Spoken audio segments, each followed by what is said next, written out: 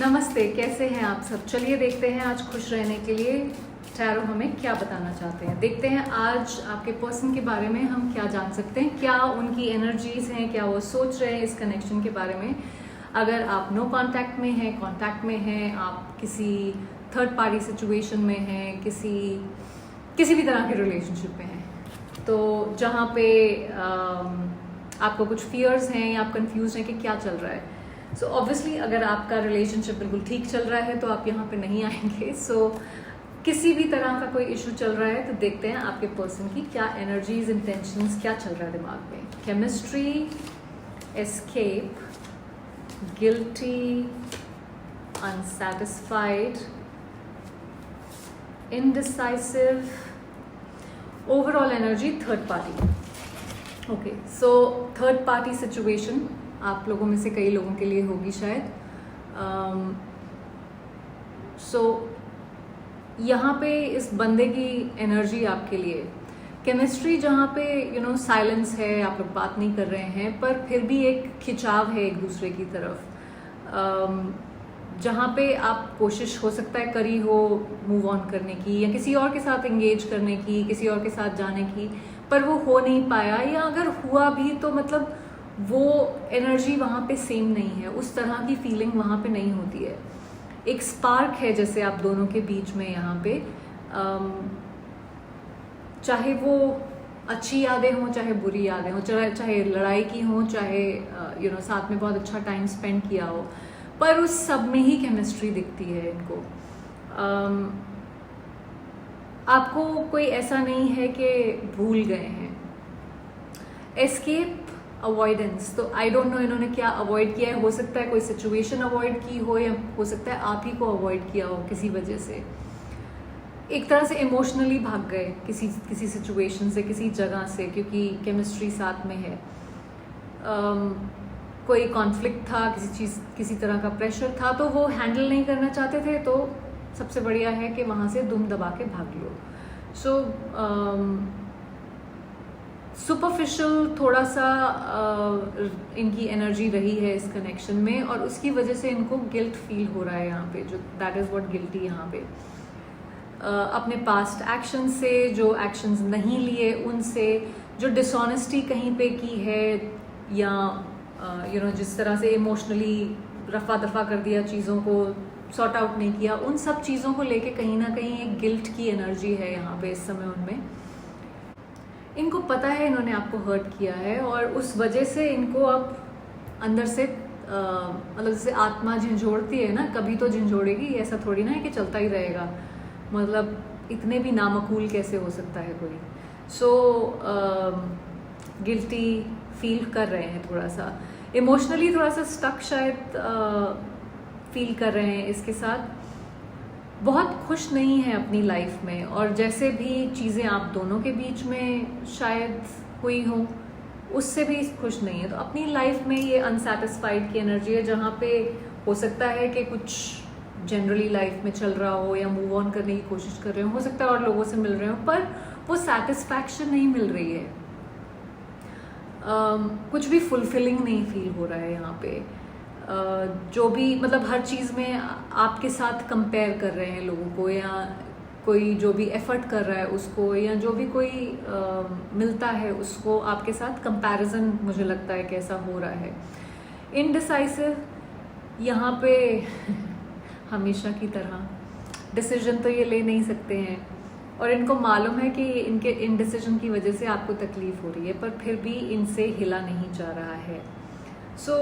I don't know कि किस चीज़ के लिए डिसीजन, किस चीज़ के दो ऑप्शंस हैं उनके बीच में डिसीजन लेना है या क्या डिसीजन लेना है, बट देन इस वजह से इनको इमोशनल जो स्टक एनर्जी दिख रही थी, ये उस वजह से है मेरे हिसाब से।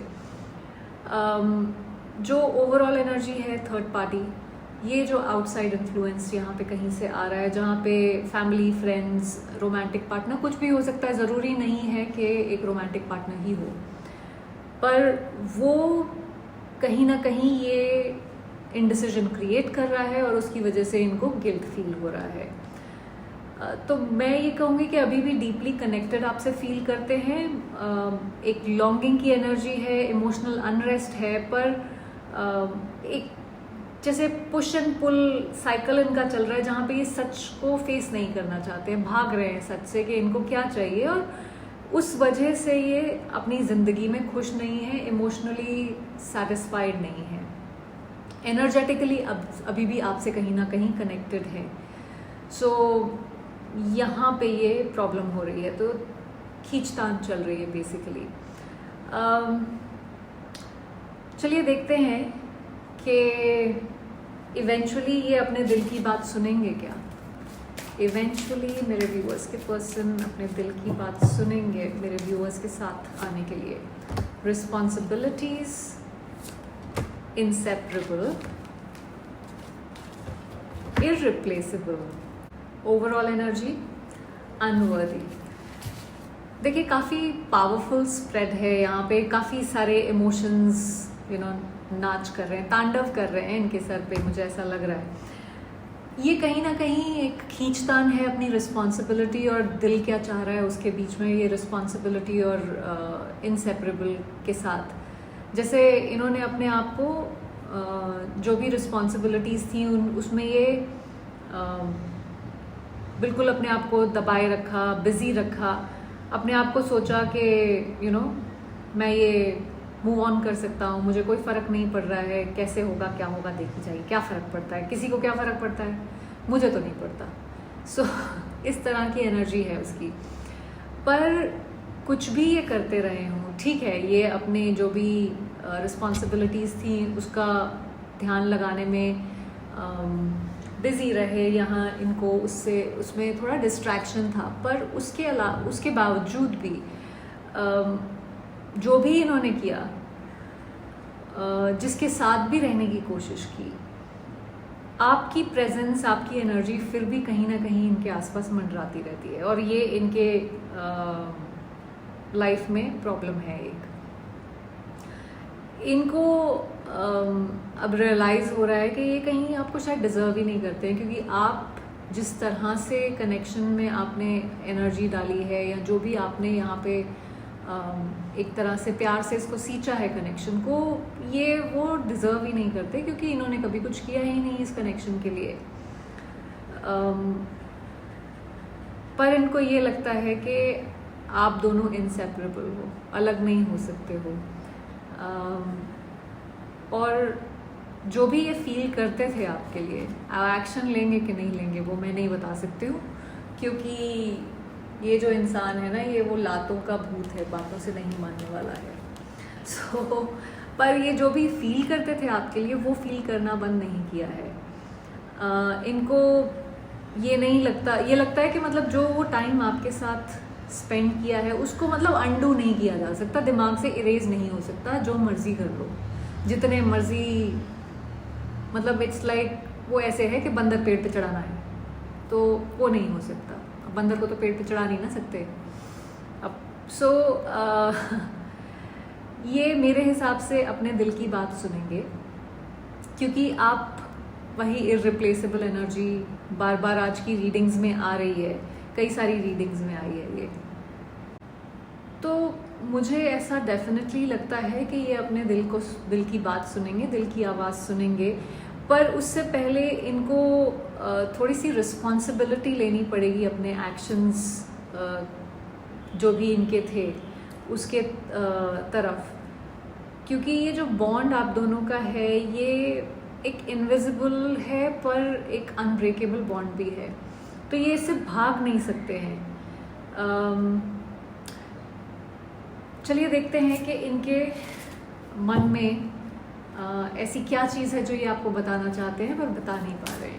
इनके मन में ऐसी क्या चीज़ है जो ये आपको बताना चाहते हैं पर बता नहीं पा रहे हैं। Reflection, day dreaming, overwhelmed, underlying energy, soul tie. तो ये आपको ये नहीं बता पा रहे हैं कि ये आपके साथ अभी भी बहुत स्ट्रॉन्ग कनेक्शन फील करते हैं। सोल टाई ओवरऑल एनर्जी है। सोल टाई भी एक कार्ड है जो काफ़ी आया है आज की रीडिंग्स में। सो जो ये एक जर्नी है इनके सोल की आपके साथ, वो बहुत लंबी जर्नी है, ऐसे ख़त्म नहीं हो जाएगी, ये आपको ये बताना चाहते हैं। इस पे कार्ड पे अगर आप देखेंगे तो जैसे ये रास्ता बना हुआ है कितना लंबा रास्ता है और वो एक सनसेट या सनराइज की तरफ जा रहा है। तो सूरज जो है वो हमें एक वाइब्रेंट एनर्जी देता है। सो ये रास्ता जब तक हम उस लाइट की तरफ पहुंच नहीं जाते हैं, ये तब तक तो चलता ही रहेगा, और जब वो लाइट साथ में होगी तब हम साथ में होंगे। ये बहुत ज़्यादा रिफ्लेक्ट कर रहे हैं अपने डिसीजंस पे, अपनी हरकतों पे, क्या करना चाहिए था, कैसे करना चाहिए था, वो सब इनके दिमाग में कॉन्स्टेंटली चल रहा है। और ये आपको बताना चाहते हैं कि ये जो डिस्टेंस आप दोनों के बीच में आया है उसने इनको काफ़ी हद तक क्लैरिटी दी है कि क्या चाहते हैं, इनका दिल क्या चाहता है। हो सकता है इस समय मास्क पहना हुआ हो, कुछ बोल ना रहे हो, पर ये हर समय आपके बारे में सोच रहे होते हैं, आपके सपनों में मुंगेरी लाल बन के बैठे रहते हैं। ओके, और इनको एक स्ट्रेस सा है या ओवर थिंकिंग है कि ये पता नहीं क्या होगा आगे कनेक्शन का, कैसे करेंगे, दोबारा मिलेंगे नहीं मिलेंगे, आप इनको माफ़ करोगे नहीं करोगे। तो इस तरह की बहुत सारी चीज़ें हैं जो इनके दिमाग में चल रही हैं, और अगर आपको ये बता पाते तो ये ज़रूर बताते। पर फिलहाल के लिए आई होप आपको इस रीडिंग से कुछ क्लैरिटी मिली हो। Thank you for watching.